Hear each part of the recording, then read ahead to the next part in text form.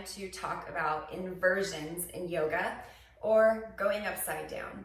Couple safety rules here, which is always, of course, number one, your breath, which we call victorious breath or ujjayi breathing. So I want to be sure if you are ready to do any type of inversion that you are appropriately breathing. So I'm going to show you how that goes. I'm going to inhale through my nose, expanding my belly, and exhale. I like to think about it as sort of filling my stomach up like a hot air balloon and then pushing it out on the exhale like an accordion. So you want to feel your belly button pulling into your spine, and that's going to keep your spine in a really nice, safe spot. Rule number two is never do an inversion if you're not warm, because there is a very specific way to do a yoga flow. And of course, it begins with standing, up dog, down dog. We do things in a very specific manner. So be sure your inversions are placed appropriately in your flow. Okay, so that can go for various different things, but it's usually going to be after a few of your seated poses. And never at the very, very end, okay? So once you do your inversions, you want to be sure to cool the body appropriately. And there'll be lots more videos about this, but for today, we will simply go over two inversions. One is going to be a headstand. So if you do this tutorial today, you can tell the whole world, guess what I did today? I stood on my head, it was crazy, it felt so good. And the amazing benefits of this sort of pose, I couldn't even tell you. It's just, the list goes on and on and on. And I'll discuss that in another video, but for today, I just want to work on the posture and make sure that you're doing it correctly. Okay, so how we're going to pull off this first inversion is we're simply going to come onto all fours. Then we're going to lower to the elbows. Very important here is that you want your pinkies to be right on your hairline so that your forehead barely touches your mat. Again, clasp the hands together. Be sure that you are shoulder distance apart. Then lower your head. Perfect. Good. And start to walk up. Now, if you're not comfortable yet going all the way, you can simply just kind of play with it. And that will really help. Or you can go the full version.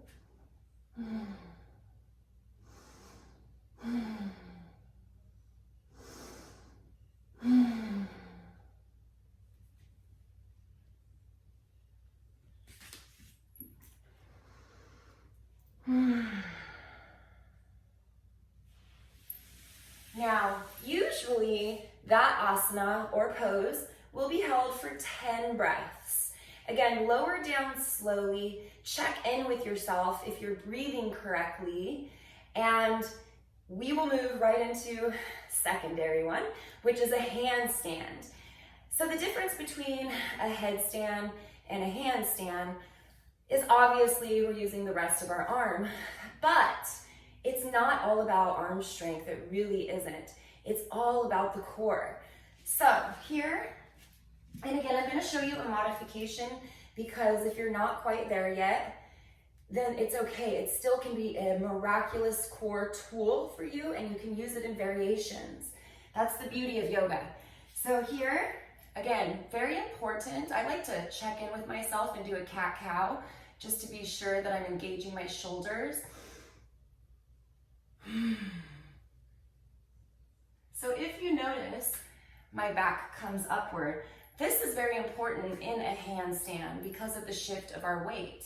So you're going to come back up.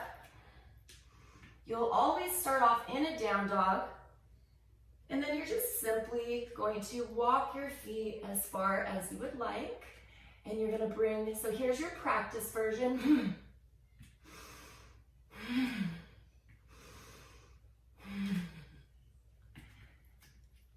And so that practice version is amazing. Sometimes could be even better than doing the full thing, because if you notice, I'm practicing being upside down while using my breath, And the key is to lower down each time a little bit slower so you start to take control of those muscles.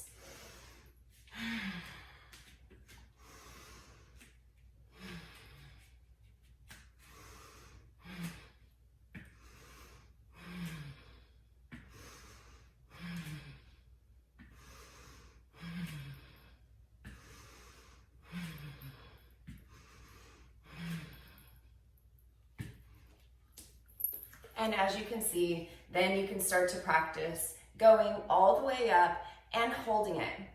Another awesome tool is just coming towards the wall and bringing your hands about a hand's distance away. So you don't have to be worried about falling over in your inversion, okay? So we'll do that as well.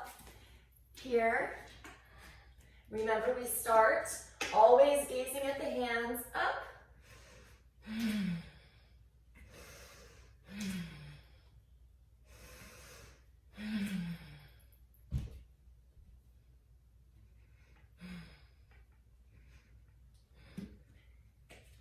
Once completed, whichever modification you did, always after 5 breaths, make sure you're sitting on the sit bones, lean back, and do a boat pose.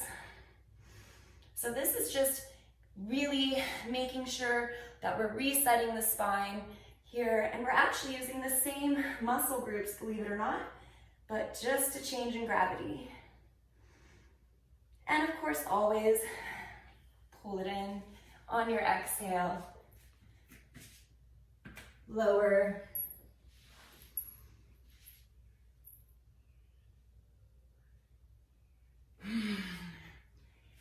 And here you are again, back to your down dog.